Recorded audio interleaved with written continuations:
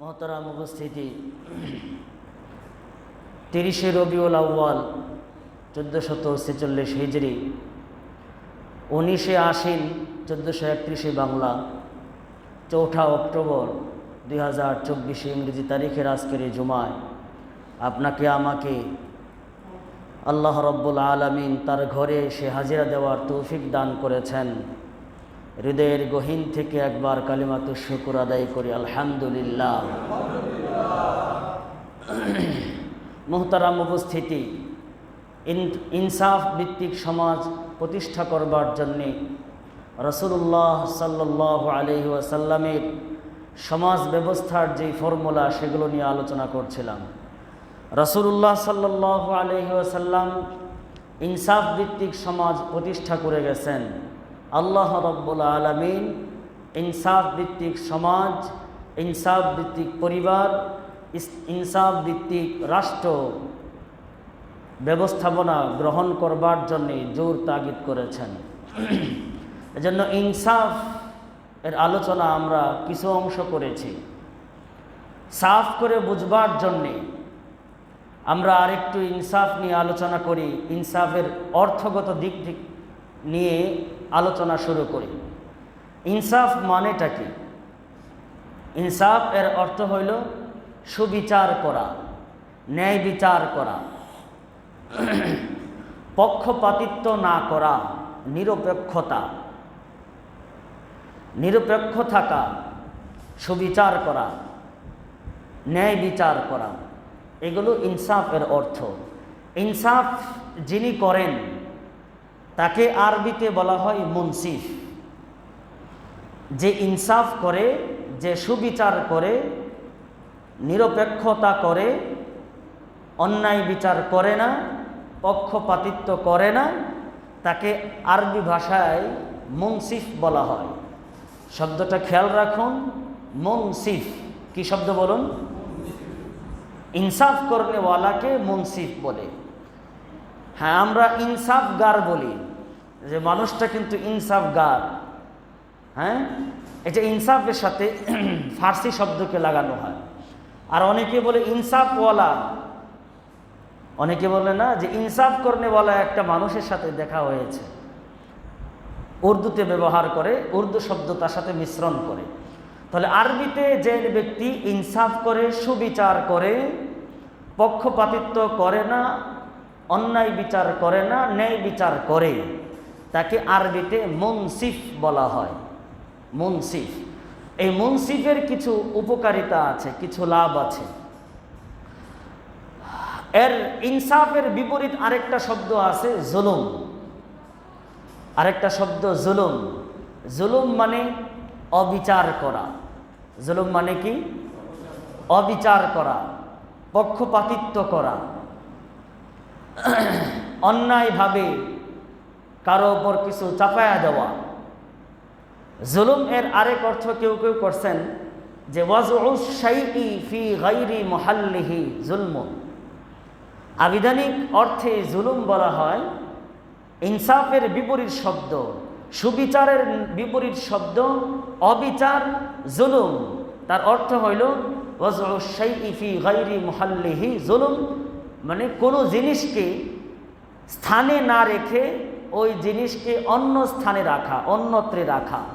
যেই জিনিসের যে জায়গা পাওয়া দরকার ওই জিনিসটাকে ওই জায়গা না দিয়ে ভিন্ন জায়গায় রাখাটাই জুলুম। দায়িত্বে একজনকে বসানো তার যোগ্যতা বলে দরকার, সে যোগ্য, কিন্তু তাকে না বসিয়ে অন্যকে বসানো, এটা হলো জুলুম। একজন আমার কাছে টাকা পাবে, এই টাকা সরাসরি প্রাপককে না দিয়ে তাকে মাহরুম করবার জন্যে তৃতীয় আরেকজন নেতা ধরে তাকে ঘুষ খাওয়ানো, এটার নাম জুলুম। টাকা দেওয়ার কথা ছিল আমার পাওনাদারকে, না দিয়ে তাকে মাহরুম করবার জন্য আরেকজনকে ধরলাম। 1 লাখ পাইতো, 50,000 নেতারে খাওয়াইয়া আর 50,000 মাফ করাইয়া নিলাম। এটার নাম কি বলেন? জুলুম, অবিচার করা। তো এরকম প্রত্যেকটা জিনিসকে, যে জিনিসটা যেখানে রাখা উচিত ওই জিনিসটাকে ওখানেই রাখা, এটার নামই সুবিচার। এর বিপরীত করাটার নামই হলো অবিচার, জুলুম। যিনি জুলুম করেন তাকে বলা হয় আরবিতে জালেম, আর যার উপর জুলুম করা হয় তাকে আরবিতে মাজলুম বলা হয়। আল্লাহ রাব্বুল আলামিন জালেমদেরকে, জুলুমকারীদেরকে আল্লাহ রাসূল সাল্লাল্লাহু আলাইহি ওয়াসাল্লাম ইঙ্গিত করে বলেছেন, ইত্তাকি দাওয়াতাল মাজলুম, এই জালেম মজলুমের, যার উপর জুলুম করা হয়েছে তার বদদোয়া থেকে বেঁচে থাকো, জুলুম করে বেরিও না। জুলুম করা খুবই মারাত্মক ধরনের অপরাধ, কারণ ফাইন্না বাইনাহু ওয়া বাইনাল্লাহি হিজাব, ফাইন্না লাইসা বাইনাহু ওয়া বাইনাল্লাহি হিজাব। মাজলুম আর আল্লাহ রাব্বুল আলামিন, এই দুইয়ের মাঝখানে বিনা পর্দায় মজলুমের দোয়াটা আল্লাহর কাছে উঠে যায়। সুবহানাল্লাহ। এজন্য জালেমদেরকে বলেছে ইত্তাকি দাওয়াতাল মাজলুম, মাজলুমের, নির্যাতিত মানুষের বদদোয়া থেকে বেঁচে থাকো। আল্লাহ রাসূল হাদিসের মধ্যে ইঙ্গিত করে বলেছেন, কাজে কেউ জুলুম করো না, কারণ জুলুম করলেই নির্যাতিত মানুষ যদি আহ বলে একবার ডাক দেয় আল্লাহকে, যেভাবে বলবে এভাবেই আল্লাহ অ্যাকশন নেওয়া শুরু করবেন। সুবহানাল্লাহ। এজন্য হাদিসে আল্লাহ রাসূল বলছেন, উনসুর আখাকা জালিমান আও মাজলুমা। আল্লাহ রাসূল বলেন, এই আমার উম্মত, তোমরা তোমাদের ভাইকে, অপর মানুষদেরকে, সে জালেম হোক অথবা মাজলুম হোক, তাকে সহযোগিতা করো। আল্লাহ রাসূলের সাহাবারা জিজ্ঞাসা করলেন, রাসূল, কেউ নির্যাতিত হইলে তার পাশে দাঁড়িয়ে আমরা তাকে সহযোগিতা করতে পারি। আমাকে নির্যাতন করা হচ্ছে, আমার সামনে আপনারা সবাই পাশে দাঁড়ায় গেলেন, এতে আমাকে কি করা হইল? সহযোগিতা করা হইল। আমার সাপোর্ট করলেন, আমাকে সহযোগিতা করা হইল। কিন্তু আমি ব্যক্তিটাই যদি জালেম হয়ে যায়, তাহলে জালেমকে আপনারা কিভাবে সহযোগিতা করবেন? আল্লাহ রাসূল আল্লাহ রাসূলের সাহাবারা হাদিসে প্রশ্ন করলেন আল্লাহ রাসূলকে, আল্লাহ রাসূল, মাজলুমকে না হয় সহযোগিতা করতে পারবো, তাকে সহযোগিতা করে তার পাশে দাঁড়াতে পারবো, কিন্তু জালেম যিনি, সে তো আমাদের উপরও জুলুম করবে, তাকে আমরা কিভাবে সহযোগিতা করতে পারি? আল্লাহ রাসূল জালেমকে সহযোগিতা করবার দিক বাতলায়া দিয়েছেন, যে আল্লাহ রাসূল বলেন যে তোমরা তাকে তামনাউহু মিনাজ জুলমি, তাকে জুলুম করা থেকে তোমরা বিরত রাখবে, এভাবে তোমরা জালেমকে সহযোগিতা করতে পারো। মানে জালেমকে জুলুম করতে বাধা দেওয়াটা জালেমকে সহযোগিতা করা, আল্লাহর রাসূল বলেছেন। সুবহানাল্লাহ বলেন। কিন্তু বর্তমান যুগে জালেমকে জুলুম বন্ধ করে দিয়ে কেউ তাকে সহযোগিতা করতে আসে না। আসে সবাই মজলুমকে মাথা হাত বুলাইয়া দেয়, বলে চুপ থাকো, আল্লাহর উপর ধৈর্য ধারণ করো, বা আমি দেখতেছি, যেভাবে হোক সান্ত্বনা দেয়, কিন্তু জালেমকে কেউ কিন্তু সহযোগিতা করতে চায় না। অথচ আল্লাহর রাসূল হাদিসে কিন্তু জালেমকে সহযোগিতা করতে উম্মতকে বলেছেন যে জালেমকেও সহযোগিতা করো। কিভাবে? তাকে জুলুম করতে বাধা দাও, কাউকেও যেন সে জুলুম না করে। এভাবে তুমি যেরকম অসংখ্য মাজলুমকে বাঁচালে, সমাজ থেকে একজন জালেমকেও তুমি বাঁচালে আল্লাহর আযাব তার উপর পতিত হওয়ার আগে। এজন্য জালেমকে আমরা চলুন সহযোগিতা করি কিভাবে? তার জুলুম বন্ধ করে দিয়ে, যাদের শক্তি যেরকম আছে ওই রকম শক্তি প্রয়োগ করে তার সাথে আমরা জুলুম বন্ধ করার চেষ্টা করি।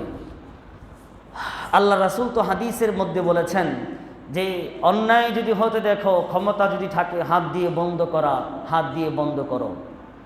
যদি অন্যায় থাকে, অন্যায় বন্ধ করার, মুখ দিয়ে বন্ধ করার ক্ষমতা থাকে, মুখ দিয়ে বন্ধ করো। যদি তাও না থাকে, তাহলে তুমি অন্তরে অন্তরে হইলেও অন্যায়কে, জালেমকে, জুলুমকে ঘৃণা করো। আজকে আমরা অন্যায়কে অন্তরেও ঘৃণা করি না, বরং তারকে সাপোর্ট করে যায়। আল্লাহ রাসূল সাল্লাল্লাহু আলাইহি ওয়াসাল্লামের এই হাদিসের উপর আমাদেরকে আমল করার আল্লাহ তৌফিক দান করেন। আমরা আজ থেকে শুধুমাত্র নির্যাতিতর পাশে দাঁড়াবো তাই নয়, বরং যে জুলুমকারী, যে নির্যাতনকারী, ওই নির্যাতনকারীর সামনেও দাঁড়িয়ে যাব। রাজি আছি তো ইনশাআল্লাহ? সাহস আছে আমাদের? কি বলেন, সাহস আছে? নির্যাতনকারীর সামনে দাঁড়ানো, নির্যাতনকারীর সামনে দাঁড়িয়ে যাওয়া এটা বাঙালি জাতির স্বভাব। কি বলেন? বাঙালি জাতির স্বভাব না? যদি এই স্বভাব তাদের ভিতরে না থাকতো, তৃতীয়বারের মতো মাতৃভূমি বাংলাদেশ এই স্বাধীন করতে পারত না। ঠিক কিনা বলেন? তৃতীয়বারের মতো বাংলাদেশকে স্বাধীন করছে। তাদের ভিতরে, বাঙালি জাতির ভিতরে নির্যাতন, জালেমের সামনে বুক ফুলিয়ে দাঁড়িয়ে যাওয়ার, আবু সাঈদের মতো দাঁড়িয়ে যাওয়ার অভ্যাস তাদের আছে কি নাই বলেন? যদি একবার দাঁড়িয়ে যায়, সমস্ত জালেম যেরকম পালিয়েছে, অদূর ভবিষ্যতেও সকল জালেম পালাতে বাধ্য হবে। ঠিক কিনা বলেন? এজন্য রাসূল হাদিসে বলেছেন, জালেমের সামনে আবু সাঈদের মতো বুক টান করে দাঁড়িয়ে যাও, সমাজে একটা জালেমকেও নির্যাতন করতে দিবে না। সকল জালেমের টুটি চেপে ধরো, না জুলুম করতে আর সমাজে পারবে না। আল্লাহ আমাদের জালেমের সামনে দাঁড়িয়ে যাওয়ার, নির্যাতিত মানুষের পাশে দাঁড়িয়ে যাওয়ার তৌফিক দান করেন, আমিন। তো ইনসাফ কাকে বলে? সুবিচার করাকে ইনসাফ বলে। ইনসাফ কাকে বলে? ইনসাফ বলা হয় মানুষটি এমন হয়ে যাওয়া যে তার কথা এবং কাজে, কথায়ও কাজেও সে ইনসাফ করবে, সুবিচার করবে, ভারসাম্যতা বজায় রাখবে। কথায়ও ভারসাম্যতা, কাজেও ভারসাম্যতা, কথায়ও ইনসাফ, কাজেও ইনসাফ, কথায়ও সুবিচার, কাজেও সুবিচার। তার আদব ফুটে উঠবে তার কথায়, তার কাজে। এই কথাই তো আল্লাহ রাব্বুল আলামিন সূরাতুল আনআমের 152 নম্বর আয়াতে উল্লেখ করেছেন, ওয়াইযা কুলতুম ফা'দিলু ওয়ালাউ কানা যা কুরবা। বিশ্বজগতের মানুষ, আমার বান্দারা, তোমরা যখন কথা বলবে, ন্যায্যভাবে কথা বলবে। যদি ন্যায্যভাবে কথা বলতে গিয়া সামনে তোমার আত্মীয় স্বজনও পড়ে যায়, আত্মীয়দের মাসলা সামনে চলে আসলেও আত্মীয়কে সামনে রেখেও ন্যায্য কথা বলবে। আত্মীয় যদি কোনো দোষ করে ফেলে, তাহলে আত্মীয়র দোষটাকে দামা চাপা দিয়ে অন্যায্যভাবে কথা বলো না। সুবহানাল্লাহ। আল্লাহ রাসূল সাল্লাল্লাহু আলাইহি ওয়াসাল্লামের মাধ্যমে আমাদেরকে আল্লাহ রাব্বুল আলামিন সূরাতুল আনআম 152 নম্বর আয়াতে কথা কিভাবে বলতে হবে সেটাও শিক্ষা দিয়েছেন। শিক্ষা নিতে আমরা রাজি আছি তো ইনশাআল্লাহ?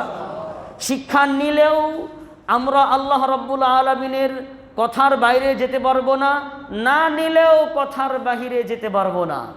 অন্যায় কয়দিন করা যায়? কয় চুরের 10 দিন, আর গৃহস্থের কয়দিন? ইন্না বাতশা রাব্বিকা লাশাদীদ। আল্লাহ কেমন ধরনেওয়ালা, আল্লাহ কেমন পাকড়াও করনেওয়ালা তা কিছুদিন আগে দেখাইছেন। যারা 50 সাল বলতো, যারা আজীবন বলতো, আমরা ধারণা করতাম কিয়ামত পর্যন্ত। আল্লাহ বলেন, আমি যখন ধরবো উপর থেকে নিচ মুহূর্তে পাল্টে দিব। সুবহানাল্লাহ। মুহূর্তে পাল্টিয়ে দিব আমি। আল্লাহ যখন ধরেন, ধরেন না, ধরেন না, ধরলে আর ছাড়েন না। এজন্যে কথা বলতেও আমাদেরকে ন্যায্যভাবে কথা বলতে হবে, সুবিচার করতে হবে কথায়ও, ন্যায় বিচার করতে হবে কথায়ও। আমরা যখন কথা বলবো তখন সুবিচার করেই কথা বলতে হবে, ন্যায্যভাবেই কথা বলতে হবে। হোক সে বাবা, হোক সে মা, হোক সে ভাই, হোক সে ছেলে, হোক সে মেয়ে, হোক সে আত্মীয়, হোক সে রক্তের সম্পর্কের, হোক সে বড়লোক, হোক সে গরিব, হোক সে নেতা, হোক সে প্রজা, হোক সে বাদশাহ, যেই হোক না কেন, সকলের বেলায় আমাদেরকে কোরআনে বলেছে, কোরআন আমাদেরকে বলে, আল্লাহ রাব্বুল আলামিন আমাদেরকে বলে, ন্যায্য কথাটাই বলবে, ন্যায্যের বাহিরে যাওয়ার মুসলমানের কোনো সুযোগ নেই। সুবহানাল্লাহ, চিল্লায়া বলেন। وَإِذَا قُلْتُمْ فَاعْدِلُوا وَلَوْ كَانَ ذَا قُرْبَى। যখন কুলতুম কথা বলবে, ন্যায্যভাবে কথা বলবে। কোরআনের 1 নম্বর শিক্ষা আমরা আজকের বয়ান থেকে শিখে নেই। আজকের বয়ান থেকে এটা দ্বিতীয় শিক্ষা। প্রথম শিক্ষা হাদিস থেকে দিয়েছি। প্রথম শিক্ষা আমরা সবাই অন্তরে সেভ করে রাখবো, ব্যক্তি জীবনে আমল করার চেষ্টা করব। যার যেরকম সামর্থ্য আছে, সামর্থ্য অনুযায়ী মজলুমের পাশে, জালেমের সামনে বুক টান করে দাঁড়িয়ে যেতে হবে। 1 নম্বর শিক্ষা। 2 নম্বর শিক্ষা, কোরআনের সূরাতুল আনআমের 152 নম্বর আয়াত থেকে আল্লাহ রাব্বুল আলামিন বলেন, যেই হোক না কেন, আত্মীয় অনাত্মীয়, আপন পর, দোস্ত বন্ধু দুশ্মন, সামাজিক মানুষ, প্রতিবেশী অপ্রতিবেশী, যেই হোক না কেন, সকলের বেলায় কথা বলবে, ন্যায্য কথা বলতে হবে, হক কথাই বলতে হবে, সত্যটাই বলতে হবে, অসত্য বলা যাবে না, পক্ষপাতিত্ব করা যাবে না, নিরপেক্ষভাবে কথা বলতে হবে। রাজি আছি তো ইনশাআল্লাহ? দ্বিতীয় শিক্ষা আমাদেরকে বুকে ধারণ করে আল্লাহ রাব্বুল আলামিন এই শিক্ষা বাস্তবায়ন করবার আমাদের প্রত্যেককেই তৌফিক দান করেন, আমিন। ইনসাফ মানে, 2 নম্বর অর্থ বললাম, ইনসাফ মানে কথাই ইনসাফ করা, সুবিচার করা। ইনসাফ এর মানে হলো ইত্তিবাউশ শারঈ লাত্তিবাউল হাওয়াই, শরীয়তের অনুসরণ করা, প্রবৃত্তির মন চাহি জীবন গড়ন বাদ দেওয়া। শরীয়ত যেভাবে জীবন গঠন করতে বলে সেভাবে জীবন গঠন করা, আর নিজের মন চাহি জিন্দিগি বাদ দেওয়া, এটার নাম হলো ইনসাফ। কথাটা আরো বুঝুন। শরীয়ত যেভাবে বলে, কোরআন যেভাবে বলে, আল্লাহর রাসূল যেভাবে বলে, ঠিক এভাবে জীবন গঠন করার নাম ইনসাফ। সুবহানাল্লাহ। আর তার বিপরীত, শরীয়তের বিপরীত চলা, মন যেমনি চাই তেমনি চলা, ইত্তিবাউল হাওয়া, প্রবৃত্তির অনুসরণ করে চলা, এর নাম জুলুম, এর নাম বেইনসাফি। কাজে ইনসাফ হলো শরীয়তের অনুসরণ করা, নিজের মন চাহি জিন্দিগির মনের সকল চাউনিকে বাদ দিয়ে দেওয়া। যেমন মনে করেন আল্লাহ রাব্বুল আলামিন, আল্লাহর রাসূল একভাবে নামাজ পড়তে বলছেন, কিন্তু আমি নামাজ পড়ি আরেকভাবে, মন যেভাবে চাই সেভাবে। আল্লাহ রাব্বুল আলামিন নামাজের ওয়াক্ত নির্ধারণ করে দিয়েছেন, কিন্তু আমি আমার মন মতো নামাজ পড়ি, যখন সুযোগ হয় তখন। আল্লাহ রাব্বুল আলামিন আমার দেহের মধ্যে কিছু জিনিস রাখতে বলছেন, কিছু জিনিস ছাড়তে বলছেন। দাড়ি রাখতে বলছেন, মুছ ছাড়তে বলছেন। মুছ কাটো, দাড়ি রাখো, নখ কাটো। আজকে এই যে মন চাহি জিন্দিগি চালাইতেছি, নখ আমাদের অনেক লম্বা লম্বা, মুছ রাখি লম্বা লম্বা, দাড়ি নাই, দাড়ি কেটে ফেলি। চুল আল্লাহর রাসূল বলেছেন কাটতে, আমরা চুল রাখি। চুল সোজা সাজি কাটতে বলেছেন, আমরা বিভিন্ন স্টাইলে রাখি। এগুলো মন চাহি জিন্দিগি, এগুলোর নাম জুলুম। আর শরীয়ত যেভাবে বলেছে সেভাবে চলার নাম হলো ইনসাফ। আল্লাহ এভাবে চলে ইনসাফ কায়েম করার, সুবিচার কায়েম করার তৌফিক আমাদের দান করুন, আমিন।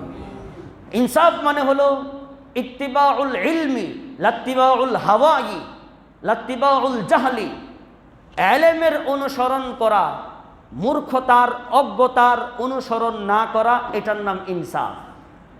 জ্ঞানী ব্যক্তির অনুসরণ করা, অজ্ঞ লোকদের অনুসরণ না করা, এটার নাম ইনসাফ। যেমন মানুষ জ্ঞানী কাকে বলে, ইলমওয়ালা কাকে বলে?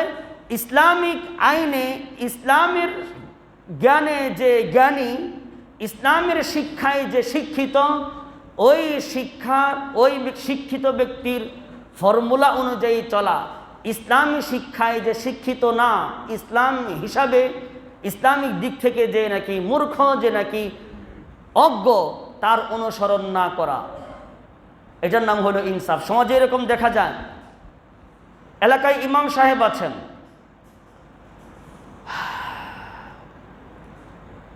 নিয়ম অনুযায়ী সঙ্গত কারণেই এলাকার যিনি ইমাম সাহেব, এলাকার 8-10 জন লোক থেকে ইসলামিক দিক থেকে অনেক বেশি শিক্ষিত, কি ঠিক না? যে শিক্ষিত নাই হবে, তাহলে এলাকায় যে শিক্ষিত ইসলামিক দিক থেকে তাকে ইমামতি করা উচিত। কারণ ইমামতির যোগ্যতার বেলায় দেখতে হয় যে কে বেশি আকরা, কে বেশি পড়নে বলা, কোরআন শরীফ কে বেশি শুদ্ধ করে, মাধুর্যপূর্ণ ভাষায় শুদ্ধ করে সুললিত কণ্ঠে কে বেশি কোরআন শরীফ পড়তে পারে, ইমামতির যোগ্য ব্যক্তি সে 1 নাম্বার। কথা বুঝেন নাই?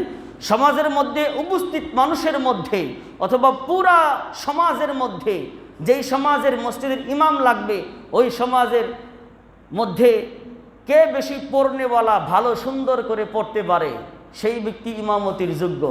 তাহলে আপনার এলাকার মসজিদের এরিয়ার ভিতরে ইমাম সাহেবের চেয়ে ভালো পড়নেওয়ালা কেউ আছে? থাকলে ইমামতির যোগ্য ইমামের চেয়ে বেশি তারই। কথা বুঝেন নেই? আর 2 নম্বর হলো, এরকম অনেকটি যোগ্যতার কথা আছে। 2 নম্বর কারণ হলো যে বেশি আলাম, যে বেশি জানলেওয়ালা, যে বেশি ইসলামিক জানতা, যে যত বড়, সেই ইমামতির যোগ্য তত বেশি। ইমাম নিয়োগ করার ক্ষেত্রে আমাদেরকে মানুষ বলে যে আপনি কি বুঝেন মসজিদ চালানোর, ইমাম চালানোর, মুয়াজ্জিন চালানোর, আপনি কি বুঝেন? আর ইসলামিক মাইন্ডের মানুষ যদি না বুঝে তাহলে তো আর কে বুঝবে? ইমামতের যোগ্য ব্যক্তি কে, এটা একটা আলাদা একটা ধাপই আছে, একটা অধ্যায় কায়েম করেছেন ইমামরা, ফুকাহে কেরাম, যে বাবুল ইমাম, ইমামতের যে অধ্যায়, এই অধ্যায় কায়েম করছেন যে ইমামতি করতে গেলে কি কি যোগ্যতার প্রয়োজন। যদি আজকে প্রশ্ন করা হয়, অনেক মানুষই উত্তর দিতে পারবে না যারা ইমামদের ইন্টারভিউ নেয়, যে ইমামতি করতে গেলে কয়টা যোগ্যতার প্রয়োজন, কয়টা বলার দরকার নাই, 1-2টাও বলতে পারবে না। পারবে? অথচ মানুষ ইমামতি ইন্টারভিউ দিতে আসলে দেখে কি, পা দেখলাম 2টা লাগানো ছিল ইমাম সাহেবের, এই একটা দোষ। অথচ পা যদি 2টা একসাথে লাগানো থাকে নামাজ কিন্তু নষ্ট হয় না। ইমাম সাহেব দেখছি বসার সময় পা খাড়া করে রাখার কথা, ইমাম সাহেব দেখছি পা শোয়া রাখছে, অথচ পা যদি শোয়া রাখে কেউ, নামাজ নষ্ট হবে না। এটা হলো পা দাঁড়া করে রাখতে হবে সুন্নত, নামাজ নষ্ট হবে না। এই ছোটোখাটো বিষয়ে মানুষ ভুল ধরে, অথচ এরকম ভুল যিনি ধরছেন তার আগা টুকুরা ইমাম সাহেব যদি ধরা শুরু করেন তার নামাজই হবে না। আছে না এরকম? ইমাম সাহেব দেখছি কোন মাটিতে রাখছে, অথচ উনি দাঁড়াইতে হবে কিভাবে, কয় আঙ্গুল ফাঁক রাখতে হবে, কিভাবে এই সেজদায় যেতে হবে, কিভাবে রুকুতে যাইতে হবে, এই সব বিষয়ে উনি জানাই নাই। নামাজের ফরজ কয়টা, ওয়াজিব কয়টা, এটাই জানা নাই। কয়টা নাম্বার ওয়ার বলার দরকার নাই, কিন্তু কয়টা ফরজ আছে এটা বলুক, কয়টা ওয়াজিব আছে এটা বলুক, 2 রাকাত নামাজে কয়টা মাসআলা আছে এটা বলুক, অথবা নামাজের মধ্যে কয়টি সুন্নত আছে এটা বলুক, পারবে না। অথচ ইমাম সাহেবের দুমুদ্রে বেরিয়েছে। তো ইমামতির যোগ্য যে ব্যক্তি সবচেয়ে বেশি আলাম, যে জানতা বেশি, তারই কি করতে হয়, তাকে ইমামতির জায়গায় স্থান দিতে হয়। তাহলে আমি মনে করি আপনাদের সবার, এই মসজিদের মুসল্লি তো এখানে না, শুধু অনেক মসজিদের মুসল্লি আছেন, আপনাদের মসজিদে যে ইমাম নিয়োগ করেছেন অবশ্যই আপনাদের সে বেশি, আপনাদের সকলের চেয়ে বেশি ইসলামের দিক থেকে তিনি জানতা বলেই তো ইমাম নিয়োগ দিয়েছেন, তাই না?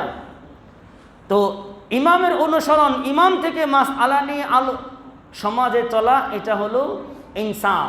ইমামকে বাদ দিয়ে সমাজের যে নাকি বিসমিল্লাহও ঠিক মতো পড়তে পারে না, তার থেকে মাসআলা নিয়ে আমল করা, এর নাম হলো জুলুম, এর নাম অবিচার, এর নাম পক্ষপাতিত্ব করা। এই ইনসাফ শেষ। ইনসাফ কাকে বলে বুঝতে পারছেন তো? কথায় কাজে ইনসাফ করা, সুবিচার করা, শরীয়তের অনুসরণ করা, নিজের মন চাহি জিন্দিগির অনুসরণ না করা। যে বেশি জানে ইসলামের দিক থেকে, যে জানতা বেশি, তার কথা মেনে চলা, তার কাছ থেকে জিজ্ঞাসা করে চলা, এই কথা কোরআনের নির্দেশ।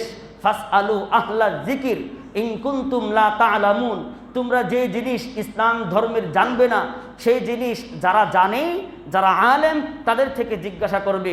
গায়রে আলেম, আলেম না এরকম ব্যক্তি থেকে জিজ্ঞাসা করতে কোরআন হাদিস নিষেধ করেছে। আর গায়রে আলেম, যারা আলেম না, যারা দক্ষ আলেম না, তাদের থেকে জানতে যাওয়া কিয়ামতের লক্ষণ। আল্লাহর রাসূল বলেছেন, এমন একটা কাল আসবে মানুষ অজ্ঞ লোকদের থেকে জিজ্ঞাসা করবে, ফলে অজ্ঞ লোকেরা না জানার কারণে একটা ফতোয়া দিয়ে বসবে। ফতোয়া ওই ব্যক্তি আমল করার কারণে সে নিজেও গুমরা হবে, ফতোয়া দানকারী যে অজ্ঞ ব্যক্তি দিল ফতোয়া, ওই ব্যক্তিও গুমরা হয়ে যাবে। এরকম সমাজের সমস্ত মানুষ আস্তে আস্তে গুমরার দিকে চলে যাবে। নাউযুবিল্লাহি মিন যালিক। কথা বুঝতে পারছেন তো? আল্লাহ রাব্বুল আলামিন আমাদেরকে ইনসাফ ভিত্তিক সমাজ প্রতিষ্ঠা করবার, জানলেওয়ালা জানতা আলেমদের থেকে সকল কিছু জিজ্ঞাসা করে আমল করার তৌফিক দান করেন, আমিন। আমাদের সকলকে শরীয়তের অনুসরণ করার তৌফিক দান করেন, আমিন। আমাদের সকলকে কথায় কাজে সুবিচার ইনসাফ করার তৌফিক দান করেন, আমিন। যিনি ইনসাফ করেন তাকে কি বলা হয়? যারা আগে আসছেন বলেন। যিনি ইনসাফ করে তাকে কি বলা হয় আরবিতে? মুনসিফ। কি বলে? মুনসিফ। উর্দুতে ইনসাফ করনেওয়ালা বলে। আমরা ইনসাফ করনেওয়ালাই বাংলাতে আমরা ব্যবহার করে থাকি। তো এই মুনসিফ হইলে যিনি ইনসাফ করবেন তার কিছু পুরস্কার আছে। কিছু পুরস্কারের কথা আমি পরে বলি। আগে আল্লাহ রাসূল সাল্লাল্লাহু আলাইহি ওয়াসাল্লাম কেবল ইনসাফ করছেন তার জীবনে, এরকম একটা কথা দিয়ে শুরু করব। গত জমায় বলছিলাম আল্লাহ রাসূল সাল্লাল্লাহু আলাইহি ওয়াসাল্লাম ইনসাফ ভিত্তিক জীবন প্রতিষ্ঠা করেছেন। ছোটবেলা থেকেই তিনি ইনসাফ করেছেন। কীরকম? আল্লাহ রাসূল যখন দুধ পান করেন, আল্লাহ রাসূল কার দুধ পান করেছেন বলেন দেখি? হালিমাতুস সাদিয়া রাদিয়াল্লাহু তাআলা আনহা। প্রথম তার মায়ের দুধ পান করেছেন। পরবর্তী সময়ে আবুল আহাবের বাদী সুয়াইবা, আবুল আহাবের বাদী সুয়াইবা। অনেকে শুনছি সুয়াইবাকে নিয়ে তর্ক বিতর্ক করে, কিন্তু সুয়াইবা নামটা উচ্চারণ করতে পারে না, আবার তর্ক বিতর্ক করে ইসলাম নিয়ে। সুয়াইবা বাদীর নামটাই বলতে পারে না, আবার ইসলাম নিয়ে তর্ক বিতর্ক করে। এই সমস্ত কথা ধরায় দিয়ে আবার বিরোধিতাও করে। এই কথা বললো কেন? ভুল করতে পারবা, ধরায় যেতে পারবা, শিক্ষা নেও, শিক্ষা পরে বিরোধিতা করো। কারণ আল্লাহ রাসূল বলেছেন, যারা আলেমদের সাথে টক্কর লাগবার জন্যে, মানুষের নজর ঘুরাবার জন্যে বিদ্যা অর্জন করে, আল্লাহ রাব্বুল আলামিন এদেরকে টাইনা জাহান্নামে নিক্ষেপ করবেন। নাউজুবিল্লাহ চিল্লায়া বলেন। হ্যাঁ, এই কথা আছে, এই জন্য শিক্ষা টক্কর লাগো। সুয়াইবার দুধ পান করছেন দ্বিতীয়বার। তৃতীয়বারে মা হালিমাতুস সাদিয়া রাদিয়াল্লাহু তাআলা আনহার দুধ পান করছেন। তো দুধ পান করাকালীন সময়ে আল্লাহর রাসূলকে বারবার দুনো স্তনে দুধ পান করানোর জন্য চেষ্টা করেন হালিমাতুস সাদিয়া, কিন্তু তিনি এক স্তনের দুধ পান করেন। সুবহানাল্লাহ বলেন। তিনি ডান স্তনের দুধ পান করেন, বাম স্তনে যখনই মুখ লাগানো হয় আর মুখ লাগান না। তিনি সারা জীবন যতদিন দুধ পান করাইছেন চেষ্টা করেও পারেন নাই। বড় হওয়ার পরে মা হালিমাতুস সাদিয়া রাদিয়াল্লাহু তাআলা আনহা আল্লাহর রাসূল সাল্লাল্লাহু আলাইহি ওয়াসাল্লাম থেকে তার কারণ জানতে চাইছেন। ও আমার বাবা, বলো দেখি, তুমি যখন ছোট ছিলে আমি তোমাকে দুধ পান করাইতে চেয়েছি দুনো স্তন থেকে, তুমি কিন্তু আমার ডান স্তনে মুখ লাগিয়ে দুধ পান করতে, বাম স্তনে কোনোদিন দুধ পান করো নাই। কারণ কি বলো দেখি, আমি মা হয়ে তোমাকে জিজ্ঞাসা করতেছি।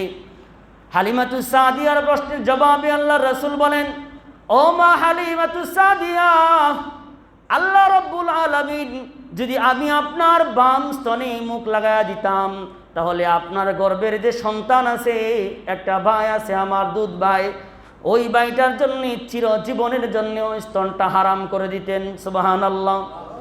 কিন্তু আমি এক স্তনে ডান স্তনে মুখ লাগাইয়া দুধ পান করেছি, স্তন থেকে কেবলমাত্র আমি দুধ পান করেছি। আর আপনার আরেকটা স্তন আমার দুধ ভাই আপনার ঔরসজান সন্তানের জন্য আমি রেখে দিয়েছি। সুবহানাল্লাহ। ছোটবেলায় তিনি ইনসাফ করেছেন।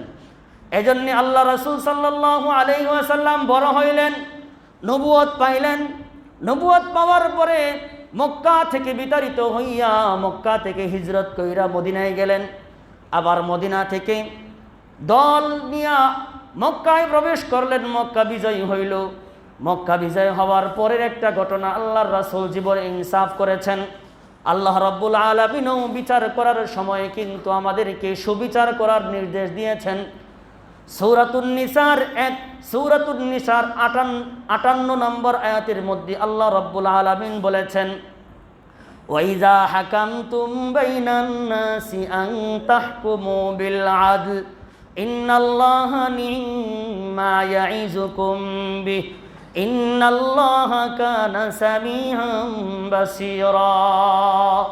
জগৎবাসী আমার বান্দারা, যখন দুই পক্ষের মাঝে বিচার করতে বসবে, দ্বন্দ্ব নিরসন করে দিবে। দুই পক্ষে বিচার করতে হইলে অন্যায় বিচার করা যাবে না, অন্যায়ের আশ্রয় নেওয়া যাবে না, পক্ষপাতিত্ব করা যাবে না। কোরআন সকল বিচারকদেরকে বলে দিচ্ছে, ওয়াইযা হাকামতুম বাইনান নাসি আন তাহকুমু বিল আদল, যখন মানুষের মাঝে বিচার করবে তখন সুবিচার করবে। সুবহানাল্লাহ। কিন্তু সুবিচার এখন কি আছে? সুবিচার করবার জন্য এখন বৈষম্য দূর করে আমরা স্বাধীন বাংলাদেশ পাইছি, এখন সুবিচার কায়েম করতে হবে, ঠিক কিনা বলেন? এই বৈষম্যের কারণে আমরা নির্যাতিত ছিলাম, মাজলুম ছিলাম। বৈষম্য আল্লাহ রাব্বুল আলামিন দূর করে দিয়েছেন, অবিচার পক্ষপাতিত্ব দূর করে দিয়েছেন। এখন বিচার যা হবে সুবিচার হবে, ঠিক কিনা বলেন? আগে একই মামলায় একই অপরাধে একজন যাবজ্জীবন কারাদণ্ড পায়, আরেকজনের 1 টাকার বিচার হয়। একই অপরাধী, কেউ নিজের বৈধ স্ত্রীকে নিয়ে ঘুরতে যায়, আর কেউ নিজের অবৈধ প্রেমিকের সাথে ধরা খায়। অবৈধ প্রেমিকের সাথে ধরা খায় বিচার নাই, কিন্তু বৈধ প্রেমিকের বৈধ বিবির সাথে যাওয়ার পরেও তার ওই বিবাহের কাবিননামা চায়, তাকে যুগের পর যুগ দিনের পর দিন জেলে পড়ে মরতে হয়, ঠিক কিনা বলেন? এরকম দেখছি না আমরা বাংলাদেশে? অবিচারের কারণে আল্লাহ রাব্বুল আলামিন তার রাসূল হাদিসের মধ্যে বলেছেন, যখন নাকি যেই সমাজে যেই রাষ্ট্রে অবিচার বৈষম্য শুরু হয়ে যায়, ওই রাষ্ট্রের উপরে, ওই সমাজের উপরে, ওই পরিবারের উপরে আল্লাহ রাব্বুল আলামিন গজব নাজিল করেন। নাউযুবিল্লাহি মিন যালিক। আল্লাহ আমাদেরকে বাঁচাইছেন যাতে দেশের উপরে গজব নাজিল না করে বৈষম্যকারীদের উপরে আল্লাহ রাব্বুল আলামিন গজব নাজিল করেছেন। আলহামদুলিল্লাহ, চিল্লায় বলি। আল্লাহ রাসূল সাল্লাল্লাহু আলাইহি সাল্লাম সুবিচার করেছেন, বিচার করেছেন সুবিচার। মক্কা বিজয়ের পরে মক্কার মধ্যে সম্ভ্রান্ত এক পরিবার, মাখজুমিয়ার এক মহিলা যার নাম ফাতেমা এ মাখজুমিয়া চুরি করেছে, চুরি করে ধরা পড়েছে। এখন চুরির ওপর শাস্তি কি? সুবিচার হলো তার হাত কেটে দেওয়া। কিন্তু সুবিচার করে যদি বনু মাখজুমিয়ার হাত কেটে দেওয়া হয়, তাহলে বংশের গণ্যমান্য লোকেরা দেখলো হাত কাটা যাবে তার, কিন্তু নাক কাটা যাবে আমাদের বংশের। তখন আল্লাহ রাসূল সাল্লাল্লাহু আলাইহি ওয়াসাল্লামের দরবারে তদবির করার জন্য তারা মনস্থ করলো যে এই তদবির প্রধান বিচারক আল্লাহর রাসূল সাল্লাল্লাহু আলাইহি ওয়াসাল্লামের কাছে করতে হবে। কিন্তু আল্লাহর রাসূলের কাছে তদবির করার সাহস কারো নাই। সুবহানাল্লাহ, চিল্লায় বলেন। আমরা অনেকে বলি যে কাছে যাওয়ার তো সুযোগ হয় না, অনেকেই ভয় পায়, কোনো কিছু বলতে পারি না। আল্লাহর রাসূলের মায়া যেমন ছিল, আল্লাহর রাসূলের ভিতরের ভয়টাও মানুষের ভিতরে তত বেশি ছিল। সুবহানাল্লাহ। ভয়ের কারণে তদবির, অন্যায় কাজ, অন্যায়ের কথা রাসূলের সামনে বলার সাহস কাফেরদেরও ছিল না। সুবহানাল্লাহ। এজন্য সমাজের ইমাম সাহেব এমন হওয়া উচিত, অন্যায়ের কথা, অন্যায় করবে দূরের কথা, ইমাম সাহেবের চিন্তা করে অন্যায়ের ধান্দায় যেন মাথা থেকে দূর হয়ে যায়, ঠিক কিনা বলেন? এরকম ইমামতি করতে পারলে ইমাম, যদি এরকম ইমামতি না করতে পারেন কেউ, তাহলে তার নাম ইমাম নয়, তার নাম গুলাম, তার নাম গুলাম, ঠিক কিনা বলেন? ইমামের চিন্তায় অন্যায় করবে দূরের কথা, অন্যায় করার আগে 70 বার ভাববে। ইমাম আছেন, ধরবেন, ছাড়বেন না। এজন্যে ইমামতি করতে এরকমই করতে হবে। যদি পুরা সমাজ বিপক্ষেও যায়, পুরা রাষ্ট্র, পুরা পৃথিবী ইমামের বিরুদ্ধে দাঁড়ায় গেল, ইমামকে আল্লাহর রাসূলের মতো ইমামতি করতে থাকতে হবে। যেদিন থেকে আল্লাহর রাসূলের মতো ইমামতি করতে না পারবেন, সেদিন থেকে ইমামের দরকার। ইমামতি নয় এখন, এখানে নয়, যেখানে ইমামতি খুল্লুম খোলাভাবে আল্লাহর রাসূলের নিয়ম মেনে করতে পারবে, সেখানে ইমামতি করবে। কোথাও করতে না পারে, প্রয়োজনে নিজ ঈমান নিয়ে বেঁচে থাকবে। এক মুঠো ভাতের জন্যে যদি গামছা পরে কাজ করতে হয়, গামছা পরে কাজ করবে। অন্যায়ের সাপোর্ট কোনোদিন কোনো ইমাম করতে পারে না, ঠিক কিনা বলেন? এরকম ইমামতি করতে হবে। আল্লাহ রাসূলের কাছে কে বলবে অন্যায়ের কথা? কেউ নাই। এখন খুঁজে পাইছে উসামা ইবনে যায়েদ ইবনে হারেসা রাদিয়াল্লাহু তাআলা আনহার ছেলে উসামা। আপনারা জানেন আল্লাহর রাসূলের একজন পালক পুত্র ছিল, তার যার নাম যায়েদ। ওই যায়েদ রাদিয়াল্লাহু তাআলা আনহুর ছেলে, তার নাম হলো উসামা, আল্লাহর রাসূলের নাতি। কিন্তু আল্লাহর রাসূলের এই নাতি ছিল আল্লাহর রাসূলের খুব মুহিব্বি, খুব প্রিয়, আল্লাহর রাসূল খুব আদর করতেন। এখন গণ্যমান্য লোকেরা খুঁজে পেল যে উসামা ছাড়া আর কেউ নাই এটা মীমাংসা করবে, এই তদবির করবে। সবাই মিলে উসামা ইবনে যায়েদকে ধরল। উসামা ইবনে যায়েদ আল্লাহর রাসূল সাল্লাল্লাহু আলাইহি ওয়াসাল্লামকে বললেন, পেয়ারা নবী, ফাতেমা মাখজুমিয়া চুরি করেছে, চুরি করে ধরা পড়েছে। মাখজুমিয়া গোত্র এমন একটা গোত্র, যে গোত্রের সাথে আপনার সম্পর্ক আছে, দাদির দিক থেকে আপনার রক্তের সম্পর্ক আছে। মাখজুমিয়া গোত্র নবী, আপনার বংশেরই লোক, কিন্তু ফাতেমা যে চুরি করে ধরা পড়লো, যেই মহিলা আল্লাহ নবীকে বললেন, আল্লাহ নবী, যদি আপনি সুবিচার করে, ইনসাফ করে, ন্যায় বিচার করে ফাতেমা মাখজুমিয়ার হাত দুইটা কাইটা দেন, তাহলে হাত কাটা যাবে ফাতেমার রক্তের সাথে সম্পর্ক থাকার কারণে, আপনি নবীর নাক কাটা যাবে। নাউজুবিল্লাহ বলে। আল্লাহ নবী সাল্লাল্লাহু আলাইহি ওয়াসাল্লামের কাছে এই তদবির যখন উসামা ইবনে যায়েদ হিব্বু রাসূলিল্লাহ সাল্লাল্লাহু আলাইহি ওয়াসাল্লাম করলেন, আল্লাহ রাসূলের চেহারা লাল হয়ে গেছে। আল্লাহর রাসূলের চেহারার বর্ণনা হাদিসের মধ্যে এসেছে, মনে হয় যেন আনারের দানা চিপে রসটা, লাল রসটা আল্লাহর রাসূলের মুখে মাইখা দেওয়া হয়েছে। অন্যায়ের বিরুদ্ধে আল্লাহর রাসূল সাল্লাল্লাহু আলাইহি ওয়াসাল্লাম এতটাই কঠোর হয়ে গেছেন, চেহারা মুবারক লাল হয়ে গেছে। সুবহানাল্লাহ। আমরা সবসময় আল্লাহর রাসূলের নরম দিকটাই শুনছি, কিন্তু অন্যায় দেখলে কতটা কঠোর হইতেন এটা কখনো শুনি নাই। কেউ বলেও নাই আপনাদের ভয়ে, কেউ বলে নাই আপনাদের নেতৃত্বের ভয়ে, কেউ বলে নাই রাষ্ট্রের ভয়ে, কেউ বলে নাই পুলিশের ভয়ে, কেউ বলে নাই সমাজের কিছু লিডারদের ভয়ে। গরম স্বভাবগুলো আল্লাহর রাসূলের দেখাই নাই। দেখতেন যদি তাহলে মানতেন যে মায়ার নবী, দয়ার নবী কতটা গরম হইতে পারেন। সুবহানাল্লাহ। আল্লাহ রাসূল ডাক দিয়া বললেন, উসামা, আতাশফাউ ফি হাদ্দিম মিন হুদুদিল্লাহ। ও আমার মুহিব্বি উসামা, তুমি কি আল্লাহর আইনের ব্যাপারে আমার কাছে তদবির করতে আসছো? আল্লাহর রাসূল পরে ভাবলেন যে বিষয়টা একক উসামার না, মক্কার নবমুসলিম সবাই মনে মনে ভাবতেছে সম্ভ্রান্ত লোকের, সম্ভ্রান্ত বংশের একটা মহিলার যদি হাত কাটা যায় তাহলে আমাদের আর কিছুই বাকি থাকে না। এবার আল্লাহর রাসূল সাল্লাল্লাহু আলাইহি ওয়াসাল্লাম মিম্বারে দাঁড়াইয়া খুতবা দিলেন। খুতবায় আল্লাহর রাসূল সাল্লাল্লাহু আলাইহি ওয়াসাল্লাম সমস্ত মানুষকে উদ্দেশ্য করে বললেন, আইয়ুহান নাস, ইন্নামা দাল্লা মান কানা ক্বাবলাকুম আন্নাহুম কানু ইযা সারাকাশ শারীফু তারাকুহু। ও আমার লোক সকল শুনে রাখো, আমার উম্মতরা শুনে রাখো, তোমাদের পূর্বে অনেক জাতি একটা কারণে ধ্বংস হয়ে গেছে। কারণটা হইল যখন তাদের কেউ সম্ভ্রান্ত লোকেরা যখন চুরি করত, বড় লোকেরা যখন চুরি করত, মান্যগণ্য লোকেরা যখন তাদের বংশের মধ্যে চুরি করত, তখন তারা কোনো বিচার করত না। ওয়াইদা সারাকাদ দাঈফু ফীহিম আকামু আলাইহিল হাদ্দা। আর যখন সম্ভ্রান্ত নয়, নিম্নমানের লোকেরা, নিম্ন শ্রেণীর লোকেরা চুরি করত, তখন তারা 100 জায়গায় 200 ভাগ তারা বিচার কায়েম করত। এই যে অবিচার, এই যে বৈষম্য, সম্ভ্রান্তদের জন্য এক বিচার, আর যারা নাকি দুর্বল শ্রেণী আছে তাদের জন্য এক বিচার, মান্যবরদের জন্য এক বিচার, আর অমান্যবরদের জন্য আরেক বিচার, বড় লোকদের জন্য এক বিচার, আর ছোট লোকদের জন্য আরেক বিচার। এই যে একটা কাজ করছে, এই অপরাধের কারণে তোমাদের আগের অনেক জাতিকে আল্লাহ রাব্বুল আলামিন ধ্বংস করে দিয়েছেন। সুবহানাল্লাহ। সুবিচারটা কি, যে বড় লোকরা অন্যায় করলে এক রকমের বিচার হইতো, আর গরিবরা অন্যায় করলে আরেক ধরনের বিচার হইতো। নিজের বংশের লোকেরা অন্যায় করলে একরকম বিচার, অপর বংশের লোকেরা অন্যায় করলে আরেক রকমের বিচার। এই অপরাধের কারণে আল্লাহ রাব্বুল আলামিন তাদেরকে ধ্বংস করে দিয়েছেন। নাউজুবিল্লাহ, চিল্লায়া বলেন। তো এই অপরাধটাই যখন আল্লাহ রাসূল দেখলেন মক্কায়, ওদিন থেকে কিয়ামত পর্যন্ত আল্লাহ রাব্বুল আলামিন সকল মানুষকে বিধি প্রদর্শন কইরা, সতর্ক কইরা বললেন, এই কাজ করা যাবে না। বৈষম্য দূর করে সাম্যের সমাজ, সাম্যের রাষ্ট্র গড়তে হবে, সাম্যের, ইনসাফের, সুবিচারের সমাজ গড়তে হবে। ওদিন থেকে আল্লাহ রাসূল ভাষণ দিয়েছেন।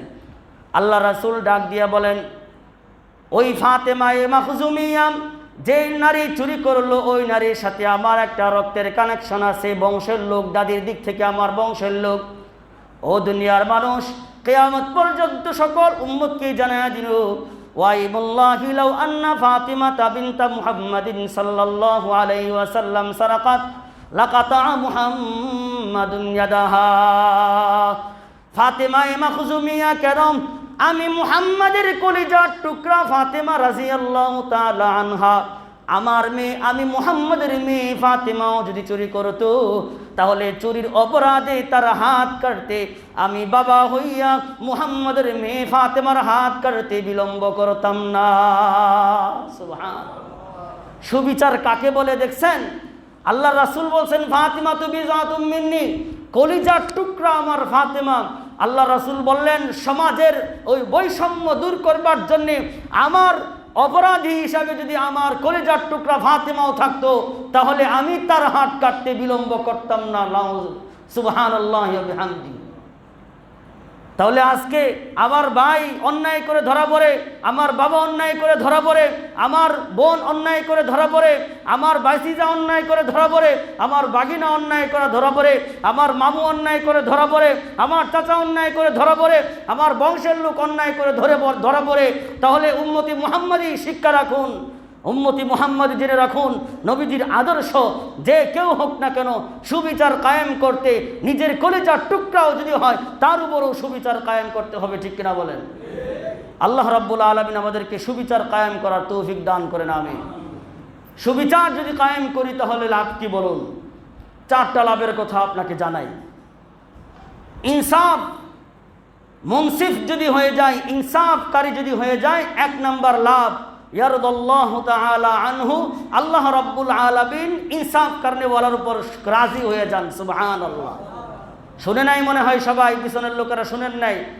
ইনসাফ যে করবে, সুবিচার যে করবে, নিরপেক্ষতা যে করবে, পক্ষপাতিত্ব করবে না, অন্যায় বিচার করবে না, আল্লাহ রাব্বুল আলামিন এমন ব্যক্তির উপর সন্তুষ্ট হয়ে যান। চিল্লায় বলুন সুবহানাল্লাহ।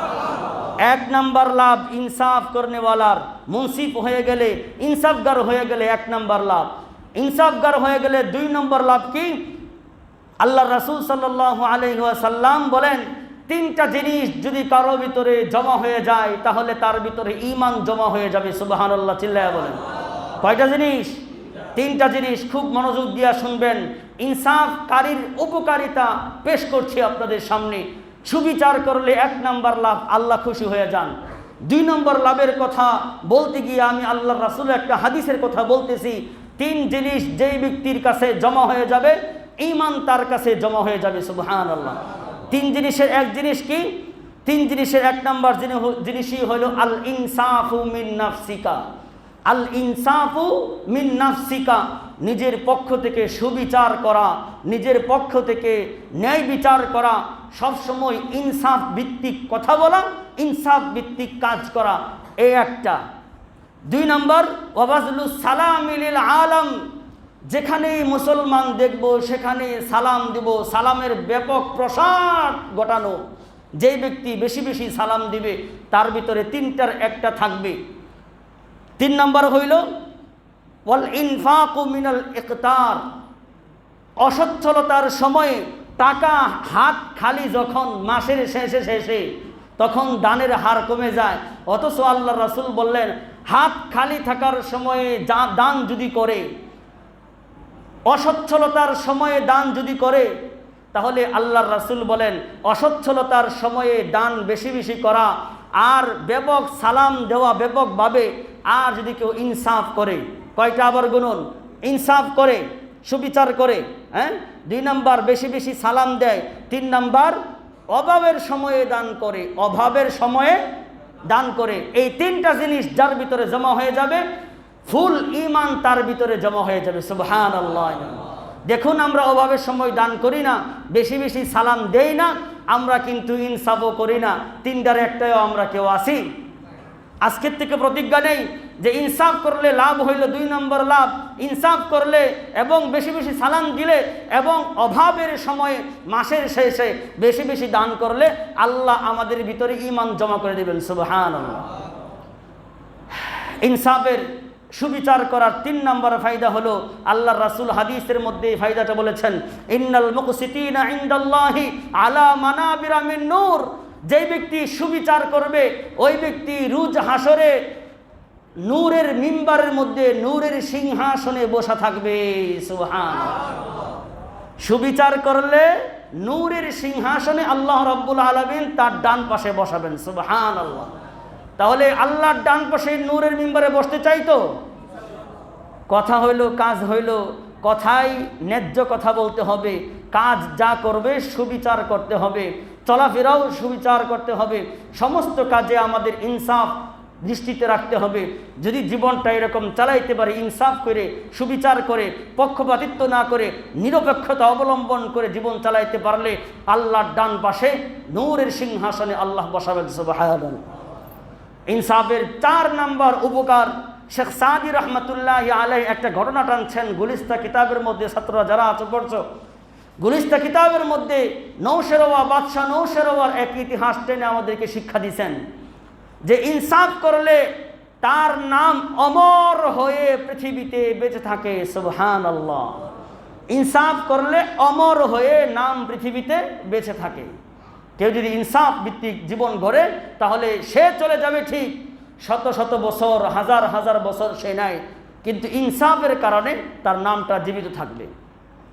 বাসনামওয়ার বাজির জমি দফন কর দাঁদ कज हस्तियाश बर्रुए जमी एक निशान मानत आपीर लशारा की सुपुरदंद जिरे खा कष्ट न बुखूरद कजु उस्तुखा नमानत जिंदास्त नाम बर्रुख नौश रवा बाहदल गरचे बसे गुजश्त के नौश रवा नमानत जिंदा अस्त नाम बर्रुख नौश रवा बादल गरचे बसे गुजश्त के नौश रवा नमानत।